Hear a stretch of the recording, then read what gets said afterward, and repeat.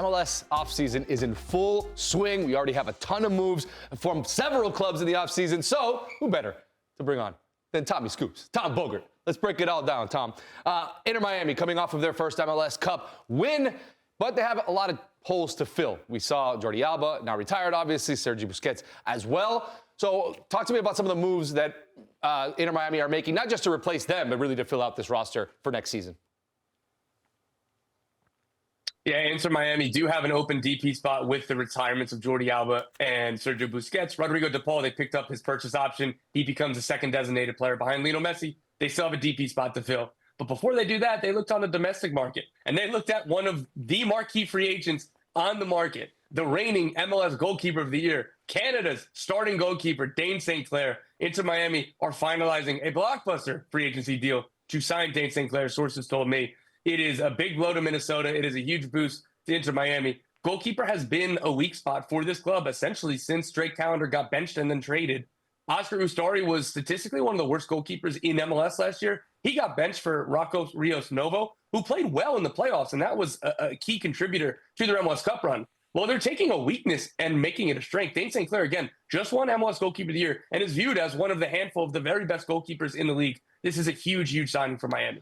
Tom, I got a question for you, and it's a more technical question, but a lot of fans see this, and given Inter Miami's track record of probably not dealing with signings in the most legal way, let's say it, think that Miami, again, is like cheating the system, or at least that the league is bending over to give Miami what perhaps a way to cut corners to sign the players that they want, right? To what extent is that true? To what extent is it wrong? Like, what's Inter Miami doing to be able to build such a strong super team? So on the Dane St. Clair signing in and of itself, fans are upset for other teams because, again, like, this is the best goalkeeper that was available. He was the reigning goalkeeper. This isn't a move that you can get upset about in terms of bending rules or finding gray areas. The gray area they exploited was the Rodrigo De Paul signing. He was on loan in the summer, and he ended up not being a DP. And that's because they were only paying him $1.5 million on loan, which, again, it's technically legal. And the same way that the Vancouver Whitecaps only had Thomas Muller on a TAM deal, and now he's going to be a DP. The same way that Zlatan Ibrahimovic, when he first joined the LA Galaxy, was on a TAM deal and not a DP. These things don't feel right because they are kind of like finding gray areas, but it's not technically legal. The Dane St. Clair one, they're going to pay him, I don't know the exact figures. The MLS free agency rules caps what you can offer players if you are not the team that he came from. So Minnesota could have offered him more money than anybody, and Minnesota did offer him more money than anybody. Miami and every other MLS team were capped at offering 90% of what Minnesota offered him. So the Dane St. Clair one, you should be upset at Minnesota that they even let him get to free agency. They drugged their feet. They negotiated way too hard early, and then they let him get to free agency and put him in a spot where if they made their final offer a month ago, 2 months ago, I think he stays in Minnesota. But that opened the door for Miami. So the one that you can get upset about is Rodrigo De Paul not being a designated player when then his purchase option was picked up for $17 million, which is one of the most expensive players in league history. And he's going to be one of the highest salaries in MLS this year. So that's the one you can get upset about, not the Dane St. Clair move. It does seem like Inter Miami is now, especially now that they've won MLS Cup, they really have become the villain of this league as far as all the other fans are concerned. It's funny because, like, in the MLS ecosystem, without a doubt, they're the villain of the league. I think it's all other MLS fans don't like Inter Miami, right? But it's the greatest thing that has ever happened to this league globally. Of course. Yeah, I mean, I don't think there's any argument there. We saw some of the lists. I don't know if Tom agrees with the greatest thing that's ever happened to this league globally, but you get my point, right? Of course. I mean, when you add Messi from a global standpoint, you're going to get a lot more eyeballs, right? So I think that it's difficult to argue that, in my opinion. I don't know, Tom, do you agree?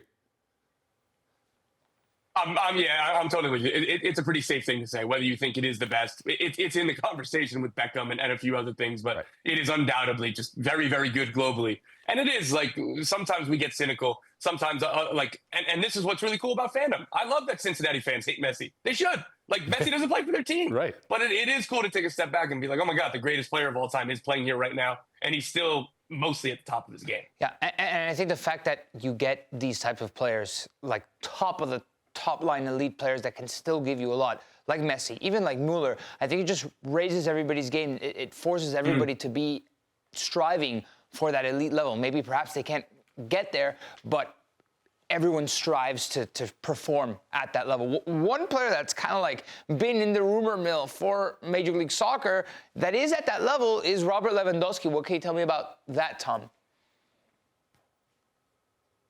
Yeah, the Chicago Fire have a long-standing interest, and they have dreams of signing him in the summer. I want to caution that it is very, very preliminary, but the interest is real, and the Chicago Fire would be the team that he comes to in MLS if he does come to MLS.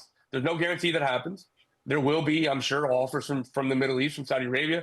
Hell, there might even be an offer from Barcelona for him to stay for another year. Like that, it's not 100% that he's leaving this summer, but he's out of contract in the summer, and he's playing. The World Cup is this summer. And if he leaves on a free, the Chicago Fire will be one of the options, the same way that they try to sign Kevin De Bruyne, the same way that they try to sign Neymar. They have the money. They have the infrastructure. They believe that they have the on-field quality and success. I was talking to Greg Berhalter about like the Neymar and Kevin De Bruyne chases, and he wasn't, getting too specific, but he was like, listen, like confidently, like we think we can offer these global superstars a really competitive package, whether it's finances, whether it's living. We love this city. We think this is is one of the best cities in the world.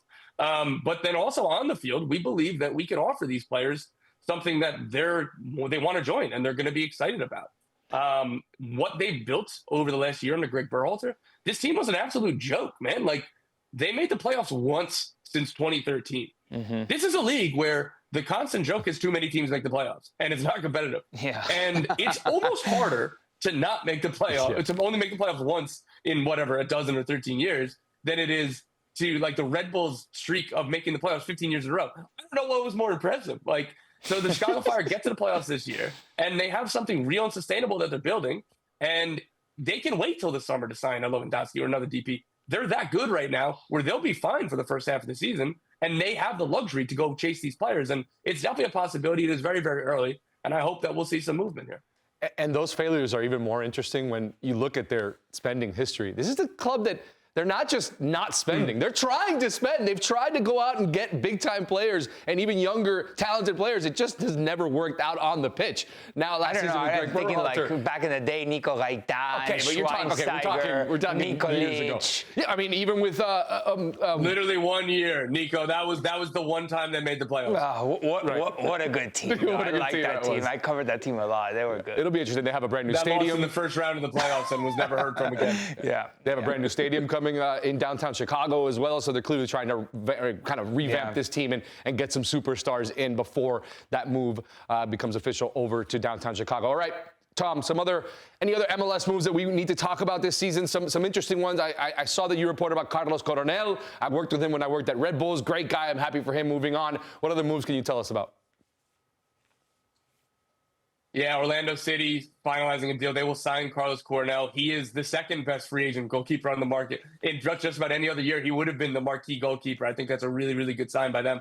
Brooklyn Raines is being traded to the New England Revolution, sources tell me. He will reunite with his U.S. U20 World Cup head coach Marko Mitrovic for a deal that's worth up to $2 million. It's 1.6 guaranteed. It's a big deal. I think Houston done well to get that fee. He's only got 12 months left on his contract. João Neves is headed to DC United. That news broke last night.